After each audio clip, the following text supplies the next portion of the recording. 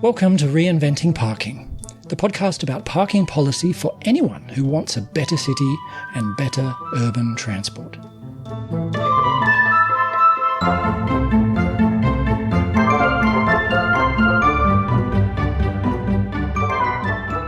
Welcome to Reinventing Parking. I'm your host, Paul Barter. This episode features part of my conversation with Patrick Siegman that didn't fit into the previous episode last year. As I mentioned last time, Patrick is a transportation planner and economist and founding principal of Siegman and Associates.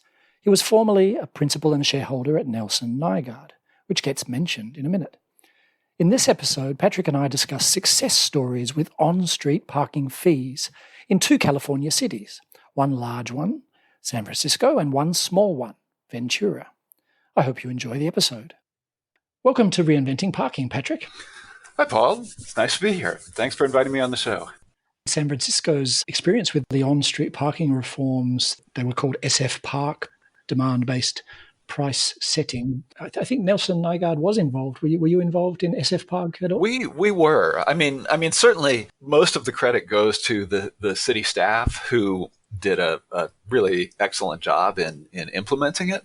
And actually, the manager of the SF Park program, Jay Primus, the original manager who really put the program in place with his team and successfully implemented it all. He was actually a Nelson Nygaard employee before he went and joined the San Francisco Municipal Transportation Agency. Just to clarify, so people can look it up, but it was really the pioneering implementation of Donald Shoup's demand-based price setting, where you set the price in a sort of trial and error way. And if the parking's too full, the price goes up. If the parking's too empty, the price goes down. And if it's just right, it stays the same. And this is on every section of street through various pilot districts initially, and now it's extended to the whole of San Francisco. And I still see some misunderstanding sometimes that San Francisco has abandoned that. This program indeed was one of the pioneering programs, and it wasn't the first, but it was really one of the largest, one of the best documented, and one of the most comprehensive and advanced implementations.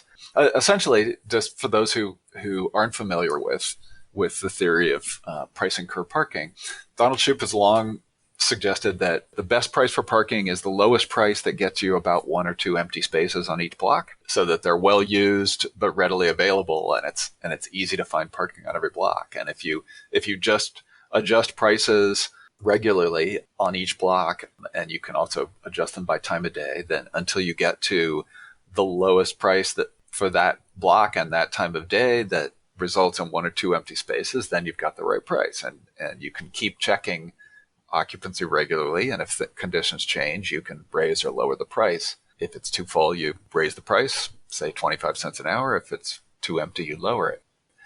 In San Francisco, that was indeed implemented. It has worked out very well.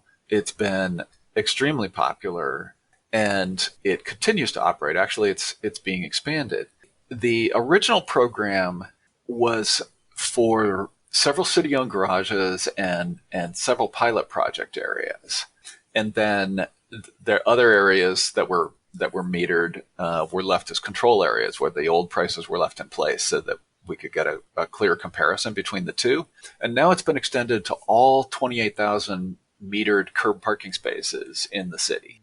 It's in effect in every one of the metered parking spaces, but it doesn't apply to the other curb parking spaces that are either just uncontrolled or else managed with residential parking permits. Okay. So it covers a lot of the city. I think the misunderstanding that people have, maybe because the early program, which was supported by federal funding, involved lots of sensors in the street, embedded in the street, and the new approach is using a lower tech approach to monitor occupancy, correct? But so the misunderstanding is that they abandoned the program, but actually they're still doing it. They're just monitoring occupancy in a smarter way. Exactly. The original program was funded by a large federal grant that helped both buy San Francisco a lot of new parking meters and helped San Francisco buy and test the occupancy sensors and build a new back-end computer software system to manage it all. you said that the program was actually popular. That might surprise some listeners. How can parking pricing be popular? But just to clarify, this is curbside spaces that were already priced, but by changing the way the prices were set, you're saying that was popular? It was. And it's remarkable how when it first began, there was some controversy as the newspaper headlines came around. The city, though, was really carefully gathering data. They had to gather data on the program in order to meet the conditions of the federal grant. And there were academics carefully studying the data and studying the outcomes. So there are a number of papers out there on the results of the pilot project. And essentially what happened is the city found that while people had feared that this was going to result in much higher parking prices in many places, or they had feared that all of the customers would be chased away, that what they actually found is that after the prices had some time to adjust, several months into the program, they found that actually the average hourly parking rate had gone down. So it was actually slightly cheaper to park, both on street and also in the off-street garages, the city off-street garages that were included in the program. There were a couple of reasons for that. First, there were some parking meters that were in outlying areas, and because they were priced at a uniform price that was the same as parking rates all around the city, it had left those parking spaces woefully underutilized. They were the kind of parking spaces where the only real demand for them was people who wanted to park all day long, who worked a few blocks away. And so the situation for those meters was that the price went down, the time limits on those meters were extended to 8 hours, so virtually eliminated, and then people started using them to park all day. So the rate was cheaper. The city actually made more money on those meters. There were a lot of other meters where it turned out that because a lot of stores and restaurants don't open up until at least 11 a.m. or noon, the rates were too high in the morning. They were often too low at lunch, the busy lunch rush. They were often a little low or about right in the afternoon, and then they were again too low in the evenings in a lot of the restaurant and nightclub and theater districts. So what happened is that parking rates went down in the morning in a lot of places and up at lunchtime and dinner time. So the result was, though, that on average it got cheaper. Presumably parking frustrations were reduced since it was now easier to find a park. It really was. It was pretty remarkable. The control areas were compared to the pilot project areas in terms of how long it took to find parking by searching for it, by driving around on the street. And what they found was that in the pilot project areas, before the project started, it took an average of 11 and a half minutes driving around on the street to find a parking place. These were park and visit tests, they call them. Basically, you would drive to a destination and then from that destination start looking for a parking space. So, for example, trying to find parking in Union Square at lunchtime. The before time in the pilot project areas was 11 and a half minutes. The after time was 6.5 minutes. So it was about a 43% decrease. By contrast, there was basically no change in the control areas. There was a slight drop in search time. One other thing I think you were about to mention was the ratio of parking violations, ticket fines versus parking fees, which is also a popularity thing. Yeah. The city measured parking citations per meter. So basically, how many citations were issued compared to the number of meters in the pilot project areas versus the controls. And they issued about a quarter less citations in the pilot project areas. It's one reason why it turned out that the city wound up with about the same parking revenue before and after. Because what happened is they got more revenue from people actually paying their fees at the meters when they parked legally. On the other hand, they got less revenue from issuing parking citations, giving parking tickets to people who were parking on crosswalks or parking double parked in the bike lane. So really, the good news is that most people would rather pay a small fee that they know they're going to be paying rather than randomly getting ticketed with a $75 or $100 ticket. I'm guessing that San Francisco still has a lot of free of charge curbside spaces that probably should have parking fees, and extending parking fees to new places where they haven't been before is a more politically difficult thing, and that's where that third part of Donald Shoup's three-legged stool comes in, doesn't it, to make it more politically palatable. San Francisco, if I understand correctly, hasn't been able to extend the fees very much to new places, or am I getting that wrong? No, you're right. I mean, San Francisco has done that in some areas, and it certainly helps to be able to say, look, here are the really good results that we got from these pilot project areas. But still, it's been difficult, and I think it's been much more difficult than it would be if the revenue was actually returned back to the districts where it was collected. Rather, what happens right now to parking meter revenue in San Francisco is that it is all used to support transportation. So it's all used to support the transit system here in San Francisco, and that's a rule in the city charter, which is sort of like the city's constitution.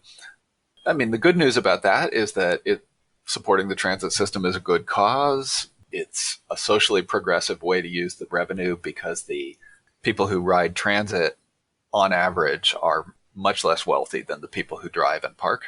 So it's essentially transferring funding from the wealthy to the not so wealthy. But the problem is that transit riders, frankly, are not a very powerful political lobbying group. They are far less influential in most cities, including in San Francisco, than the merchants and residents of a particular area. So in my experience in other cities, it's much more effective to be able to say to the merchants and property owners and residents of a particular neighborhood that, hey, every dollar that we get out of these parking meters that we're proposing to install on your main street are going to be used to create new public benefits for your neighborhood. People tend to feel like that the money from the meters just sort of disappears off into the general fund somewhere and doesn't really provide any benefits to their block. So maybe it's time to move on. Big city experiences are persuasive for other big cities, but we've got lots of suburban areas or suburban sub-centers and smaller towns across. You've worked a lot in California, but you've worked all over the world. In fact, I think. Is there somewhere else you could point to that is of a completely different kind of flavor and size, perhaps, where equally inspiring things are happening? And what made the difference? How did that place get moving on parking reform? Yeah. Well, there are a number of smaller cities that have now implemented performance-based pricing. That is, charging the lowest price needed to get one or two spaces available on every block, and that have returned the revenue. And I helped set up some of those programs. So one that is a favorite example is the city of Ventura, which is a Southern California beach town. It has a great historic downtown, mostly 1- and 2-story buildings. It's a place that I worked where I first helped out with the city's new downtown plan, and then as a follow-up, I was hired to do a downtown parking study to help implement the plan. And it was one of these classic situations where if you went there and you drove down their charming main street, every single spot on the street was taken. Then you could turn right and go into the public parking garage and find that there were hundreds of empty parking spaces. And similarly, in other surface lots that were public surface lots half a block away, there were plenty of vacant spaces. It's the classic case, yeah. Yeah. It's what you so often find is that people perceive a parking shortage, but in reality, what they have is a parking management problem. They have a parking management problem rather than a parking supply problem. Or to put it another way, they have a parking shortage on Main Street, but they have a parking surplus in the much bigger parking lots and garages nearby. And were those on-street spaces priced already, or were they free of charge with the time limit? They were free of charge with time limits. And in fact, all of the public parking in town was free, with the exception of one parking garage down by the beach and a couple of other places outside of downtown. So what one question we get a lot is, why can't you just improve the time limits to achieve these benefits? Why does it have to be pricey? Yeah. Well, there are a couple of reasons. One big problem with time limits is that if they're long enough to be convenient for people, then oftentimes they're too long to create the kind of vacancies that you want. So, for example, people will say, well, the spaces are always full. There isn't enough availability. My customers can't easily find a place. So let's shorten the time limit from 2 hours to 1 hour. And you'll do that. And then other people will say, well, in 1 hour, I can't really come downtown and go to a 1 hour appointment and come out in time. Or, I can't have a nice lunch in that length of time. So the compromise that people often arrive at is either some mix of rates or they'll settle on 2 hours. And what often happens then is that employees and shop owners will tend to play the game of the 2 hour shuffle where they move their car every 2 hours. In some cities, they try to fight that by saying, well, if you park for 2 hours on one block, then you have to move your car to a different block, which for lots and lots of employees is still easy to evade. Yeah. Another problem with them is that they tend to be more difficult to enforce. Well, they are more difficult to enforce because in order to check whether people are complying with time limits, you have to make one pass to record what time you saw them there first. And then you have to come back at least 2 hours later and see if they're still there. Not easy, yeah. So Ventura took a bold step. So there was a story behind that. I seem to remember the mayor had to be quite bold to get this through. Is that right? I think he was bold, but he also had developed considerable support. Okay. What happened in Ventura was that we suggested that they should go ahead and implement the reforms that Don Shoup had recommended, and I laid out a plan for doing that. And I recommended that we install parking meters and charge for parking just on the really premium spaces. So this was only 318, I believe it was, out of 2,500 total parking spaces in their downtown. It would be their main retail streets and a block of the side streets on either side. And this is a small town. It's not part of a huge metro area. Is that correct? It's a small downtown. It's a relatively large city. It's about 100,000 people, I think, now. They're spread over a large area. So there's a lot of fairly conventional suburban areas outside of the downtown. Yeah, so it's it's also a car-oriented place. So none of this was aimed at shifting people to public transport or cycling or anything. It was all about managing the parking correctly. Yeah, it was really all about managing parking. There were a couple of goals. I mean, one was to make it easy to find a space for people. Another was to get rid of the unnecessary and inconvenient activity of people shuffling their cars around every 2 hours. Yeah, with all of the extra pollution and traffic congestion that creates. But then another thing was we really wanted to get rid of the perceived parking shortage, because that way people would see that actually they did not have an overall parking shortage, and that the proposals that some people were putting forward to build another parking structure at great expense were really not necessary. That's really important. So I'm glad you mentioned that, because these parking management changes in downtowns and in small cities where the alternative modes of transport are not very good, and so it's not really about shifting people, but it's mainly about improving the parking, and that actually helps persuade people who are not interested in being anti-car in any way. But it kind of often disappoints people who are interested in more dramatic change to the transportation system. So what you just said was actually relevant in that you're pleasing both groups of people, right? You're making parking work better. you're revealing that there was not really a shortage, so we don't have to build more parking, which would fuel the car dependence. So there is a link to the wider agenda of avoiding car dependence here. It really is. I mean, in many ways, what we did was both an environmentally sound policy and a really fiscally conservative policy, because the mistake that often is made by people is they will drive downtown, they'll look for parking in the most obvious places on their main street. They will say, the curb parking is full, there must be a shortage, we must need to build more parking. And so they build more parking, and it has to be off the street because there's no room to fit more parking spaces on the street usually, at least not any substantial number. So then they spend $10 or $20 million to put up a new parking garage, and then they just have an additional underutilized parking structure, and they still have the same old shortage on Main Street.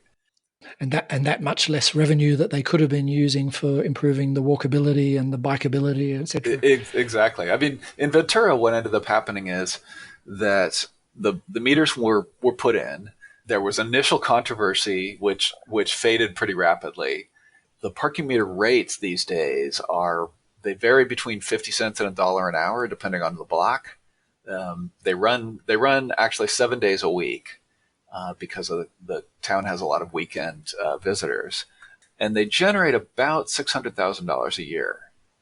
What they did with that is that they really wanted to get better lighting downtown. They wanted to get more security because there was a real perception that downtown was unsafe.